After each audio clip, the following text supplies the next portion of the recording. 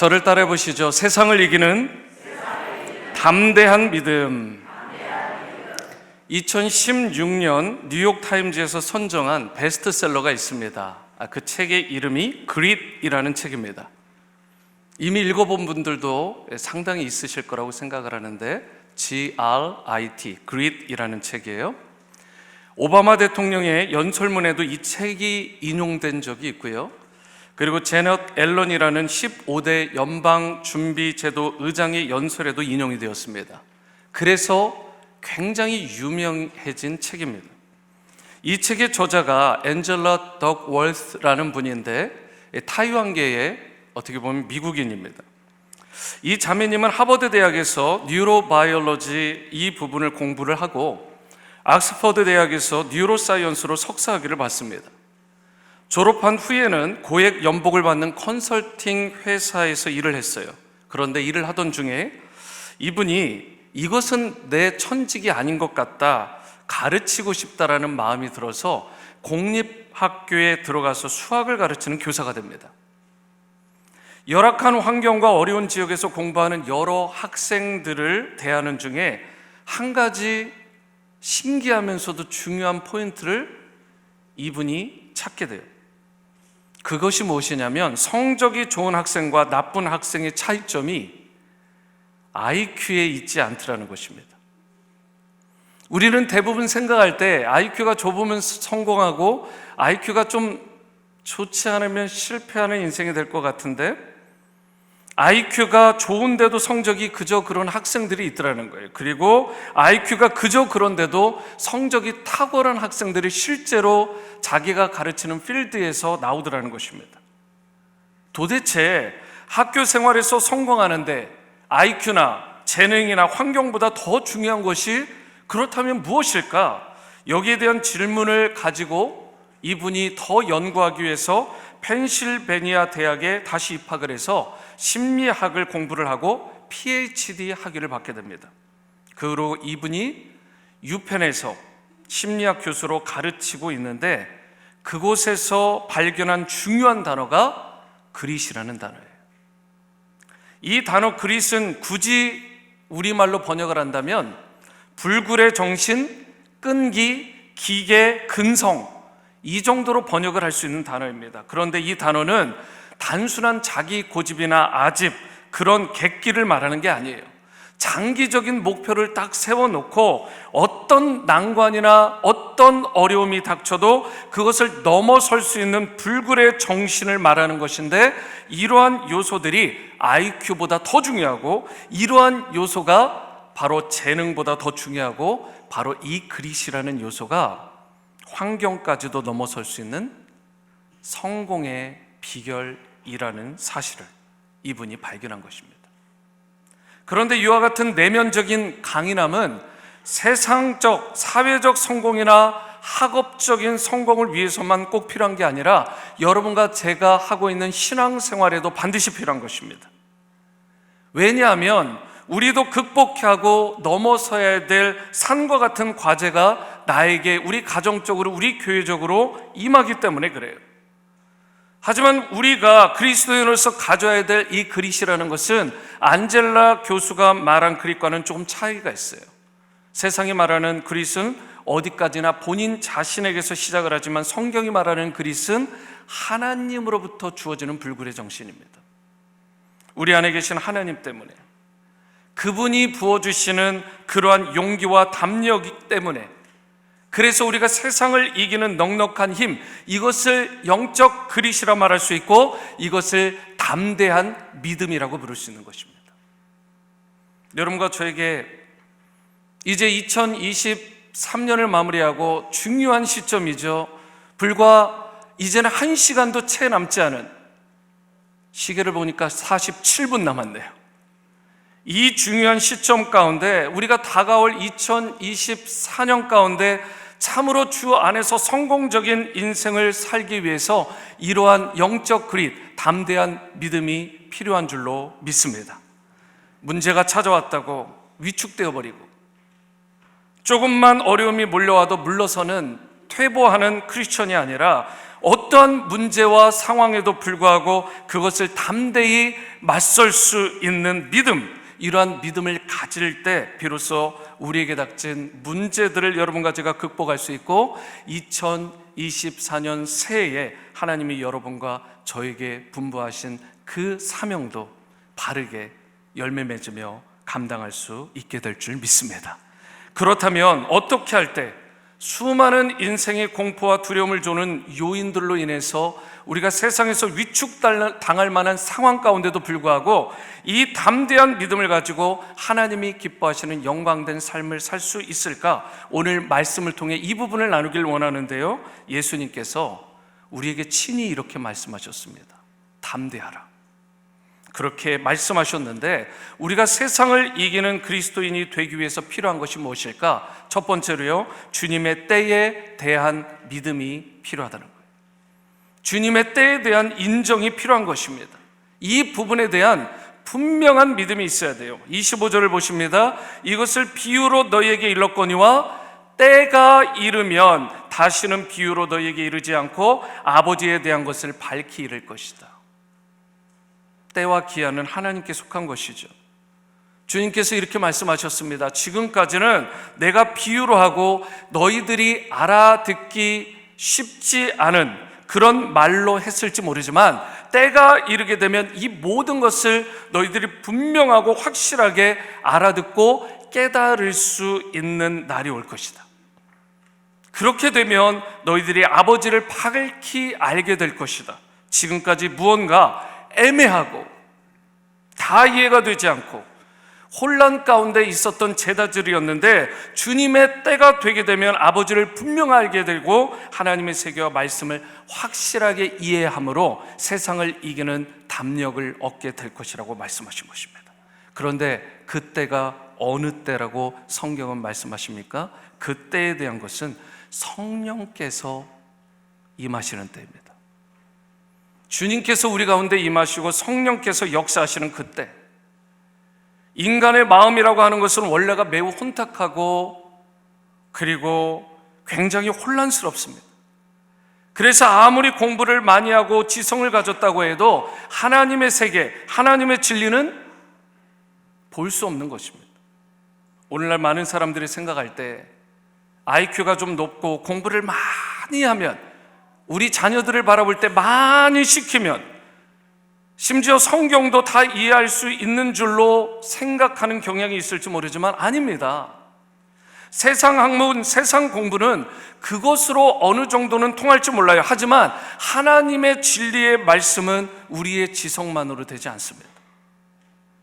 진리의 영이신 성령께서 내 마음에 그리고 내 머리에 임하시고 내 머리를 건드리시고 치실 때, 나의 심령을 조명해 주실 때, 그때 비로소 진리가 밝게 보이게 되고 깨달아지고 하나님의 세계가 이해되고 열려지는 역사가 그때부터 일어나게 되는 것입니다. 저는 여러분들이 오늘 송구영신을 통해 그 성령의 임재가 강력하게 여러분들의 삶 가운데 임함으로 말미암아 다가오는 2024년 하나님을 밝히 아는 지혜와 지식이 선명해지고 그로 말미암아 세상을 밝히 보고 이겨내는 승리의 성도, 담대한 믿음의 사람들로 서시게 되기를 주님의 이름으로 축원합니다. 이어지는 26절을 보시면 그날에 너희가 내 이름으로 구할 것이요 내가 너희를 위하여 아버지께 구하겠다 하는 말이 아니니, 아버지 하나님께서 예수님이 나가셔서 계속해서 기도해 주셨는데, 예수님께서 기도하시고 우리 하나님 앞에 간구하셨는데 이제는 더 이상 그렇게 안 해도 된대요. 왜냐하면 그날 그때 성령께서 여러분과 저의 심령 가운데 임재하시게 되면 여러분과 제가 직접 하나님께 기도할 수 있는 길이 열린다라는 것입니다. 여러분, 그래서 성령의 오심으로 말미암아, 주 예수 그리스도의 영이 우리 가운데 임하심으로 말미암아 우리 모두가 소유하게 되는 특권 중에 하나가 무엇이냐면 직접 하나님께 기도하는 자로 나갈 수 있다는 것입니다. 그래서 24절 말씀, 지금까지는 너희가 내 이름으로 아무것도 구하지 아니하였으나 구하라 그리하면 받으리니 너희 기쁨이 충만하리라.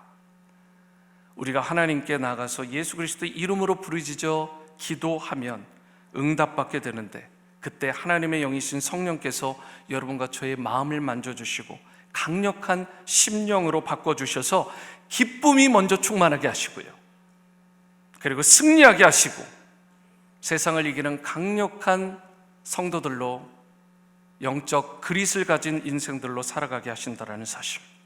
실제로 사도행전 1장과 2절에 보시면 예수님의 제자들이 마가의 다락방에 가서 며칠 동안요, 열흘 동안 열심히 기도합니다. 바로 그때 무슨 일이 일어나죠? 교회의 시작입니다. 오순절날 그들이 기도하던 그 순간 바로 그 자리에 성령께서 강력하게 임하셨습니다.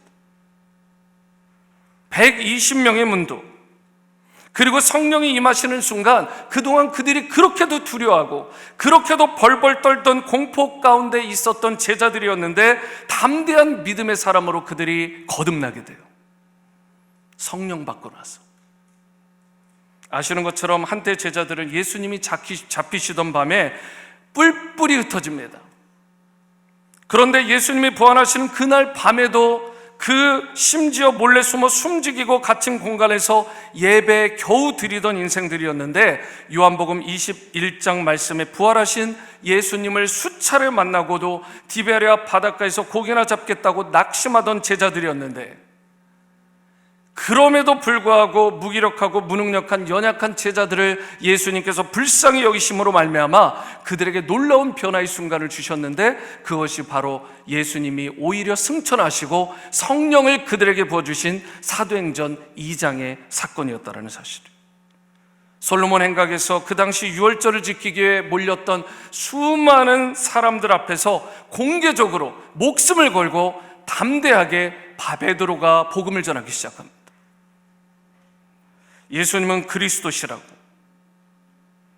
너희가 십자가에 못 박아 죽이신 그 예수님은 다시 사셨다고, 하나님께서 살아나게 하셨다고, 그러자 이처럼 담대하게 선포하던 베드로와 요한을 유대 관원들이 붙잡으면서 그냥 두지 않겠다라고 합니다. 그때 베드로와 요한의 답변이 무엇이었는지 아십니까? 성령 받아 변화된 담대한 믿음의 사람의 특징, 사도행전 4장 19절과 20절 말씀, 하나님 앞에서 너희의 말을 듣는 것이 하나님의 말씀을 듣는 것보다 옳은가 판단하라. 우리는 보고 들은 것을 도저히 말하지 않을 수 없다. 절대로 물러서지 않는 것입니다. 그리고 더욱 담대하게 예수 그리스도의 이름으로 복음을 전하고, 그때부터 표적과 기사가 일어나는 교회와 성도가 되었다는 사실. 도대체 무엇이 그처럼 비겁하고 나약하게 살던 그들을 예수 그리스도의 군사로 담대한 믿음의 성도들로 변화시켜 주셨을까? 성경을 아무리 보고 또 봐도 이유는 한 가지로밖에 설명할 방법이 없어요. 그들의 심령 속에 강력하게 임한 성령 하나님, 그 성령님이 임하셨기 때문에 그들의 삶이 강력한 믿음의 용사로 세워진 것입니다. 여러분과 저의 삶도 예외가 아닙니다. 우리 속에 성령이 임재하셔야 됩니다. 그 성령께서 강력에 임재하시면 동일한 역사가 오늘 2023년도 12월 31일 이 밤에도 일어나는 역사가 일어남을 믿으시기 바랍니다. 우리의 연약한 심령이 담대한 마음으로 변화가 되고, 연약했던 믿음의 상태가 강력한 군대와 같은 믿음으로 바뀌게 되는 거예요. 실패하고, 아무리 내가 한 해를 돌아봤을 때 패배한 인생 같다 할지라도 우리의 심령 속에 다시 자신감이 회복되어지고 하나님의 영광을 위해 나아갈 수 있는 것입니다. 지난 한 해를 돌아보니까 저도 얼마나 많이 두려움 가운데 휩싸이고 얼마나 많은 실수를 했는지 몰라요. 하지만 이거 붙잡고, 여러분 두려움 가운데, 낙심 가운데 빠져 있으면 안 되는 것입니다. 성령께서 우리 가운데 내주하시고 역사하심으로 말미암아 2023년은 과거로 돌려보내고 새로운 2024년을, 우리의 삶 가운데 고난도 있겠고 어려운 일도 찾아올 수 있지만 주저앉아 탄식만 하는 성도가 아니라 주님을 향해 간절한 마음으로 기도하는, 성령을 의지하여 나아가는 인생이 됨으로 말미암아 하나님께서 하늘문을 열어주시고 저와 여러분들에게 능력과 은혜를 부어주심으로 승리하는 역사가 있게 되기를 주님의 이름으로 축원합니다. 두 번째이자 마지막으로 우리가 세상을 이기는 크리스천이 되려면 저를 따라 보십니다. 주님의 사랑에 대한 믿음이 필요합니다.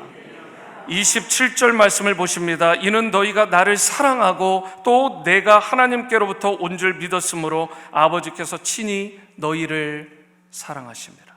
오늘 주일 예배 때도 말씀드리고 찬양 가운데에도 나누었지만 여호와 하나님께서 여러분과 저를 사랑하시는 줄 믿습니다. 이 사랑에 대한 믿음, 사랑에 대한 신뢰가 확실할 때 우리가 다시 일어서고 담대한 믿음으로 승리자로 살아갈 수 있게 되는 것입니다. 그런데 오늘 여기에 나와 있는 사랑은, 하나님의 사랑은 직접적이고 하나님의 사랑은 지속적이라는 것을 강조합니다. 무슨 말이냐면 하나님의 사랑은 다른 사람을 위한 사랑만이 아니라 바로 직접적으로 나에게 주시는 사랑이라는 사실이에요. 다른 누군가의 사랑이 하나님이 아니라 여러분 나의 사랑이 하나님이신 것입니다.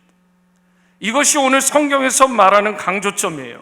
그러면서 동시에 하나님의 사랑은 다른 누군가에 대한 부분뿐만 아니라 한 번 왔다가 가는 사랑이 아니에요. 흔들림 없이 지속적으로 꾸준히 여러분과 저에게 2024년 한 해뿐만 아니라 남은 인생 여러분들과 저의 삶 가운데 이 사랑으로 돌봐주실 것을 믿으시기 바랍니다.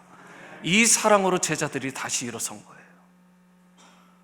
낙심되었던 실패자의 자리에서 그들이 다시 일어설 수 있었던 건 주 예수 그리스도의 사랑이었던 것입니다. 제자들이 아무리 실수하고 실패를 거듭해도 그들의 심령을 붙들고 있는 한 가지 강력한 요소가 있었는데 그것이 바로 예수님의 사랑이었습니다. 이 사랑에 대한 믿음만 확실하면 누구든지 낙심하고 깨어진 상태에서도 다시 힘을 내고 그리고 일어설 수 있게 되는 것입니다. 왜냐하면 사랑이 두려움을 이기기 때문에 그렇습니다. 요한일서 4장 18절 상반절에도 사랑 안에 두려움이 없고 온전한 사랑이 두려움을 어떻게 해요? 내쫓나니. 우리가 두려움과 우리의 어두운 것들을 다 사라지게 하고 다시 한번 승리하고 비상하는 인생이 될 수 있는 길은 우리 안에 예수 그리스도의 사랑으로 충만해지는 길밖에 없는 것입니다. 온전한 사랑은 두려움을 내어쫓습니다. 담대한 믿음의 사람으로 여러분과 저를 세워주시는 것입니다. 하나님은 우리가 잘하든 못하든 우리가 어떤 상황과 환경 가운데 놓여있든 여러분과 저를 결코 그대로 놓지 않으시고 반드시 그 온전한 사랑을 이루어 주시는 분이십니다. 이 사실을 우리가 믿을 때 우리가 어려움 가운데서도 힘을 얻게 되고 위축되지 않고 담대하게 설 수 있는 것입니다. 그런 의미에서 마지막 33절은 우리가 합독하도록 하십니다. 함께 읽습니다. 시작. 이것을 너희에게 이르는 것은 너희로 내 안에서 평안을 누리게 하려 함이라. 세상에서는 너희가 환난을 당하나 담대하라. 내가 세상을 이겼노라. 우리 주님의 선포인 줄 믿습니다. 예수님께서는 우리 모두가 누려야 될 평강의 이유를 이렇게 설명하셨습니다. 그것은 바로 내가 세상을 이겼다 주님 선포하셨어요. 예수님의 승리의 선언이십니다. 그리고 예수님 승리하신 그분께서 그 주님의 승리가 오늘 이 시간 성령 안에서 여러분과 저의 승리, 나의 승리가 되게 하심을 믿으시기 바랍니다. 우리가 이 사실을 기억할 때 무슨 일을 당해도 다가올 2024년에 거침없이 담대하게 믿음의 사람으로 승리하며 나아갈 수 있게 될 줄로 믿으시기 바랍니다. 오늘 예수님의 승리가 여러분의 승리가 될 수 있게 되기를 축복합니다. 오늘 그 예수님의 승리가 여러분들의 배우자와 자녀들의 승리가 될 수 있게 되기를 축복합니다. 승리하신 예수님께서 여러분의 심령에 내주하심으로 무슨 일을 당하든지 여러분들이 도움을 얻기를 바라고 회복해 드시고 다시 앞길이 환히 열리는 놀라운 축복된 한 해가 될 수 있게 되기를 바랍니다. 2024년 여러분과 저의 삶 가운데 여러 일들이 있을 것입니다. 물론 좋은 일, 나쁜 일, 수도 없이 바람 부는 날, 잔잔한 날 있을 것입니다. 하지만 여러분과 저의 삶의 환경이 어떻게 변하든지, 상황이 어떻게 요동하든지, 여러분과 제가 주 예수 그리스도를 향한 담대한 믿음을 통해 다시 한번 세상을 이기는 축복을 누릴 수 있게 되기를 바랍니다. 2024년 새해, 이 세상을 믿는 담대한 믿음이 여러분들의 가정, 여러분의 삶, 그리고 직장과 학업, 사역 위에, 또 무엇보다 우리 지구촌 교회 위에 풍성하게 임하시게 되기를 주님의 이름으로 축원합니다.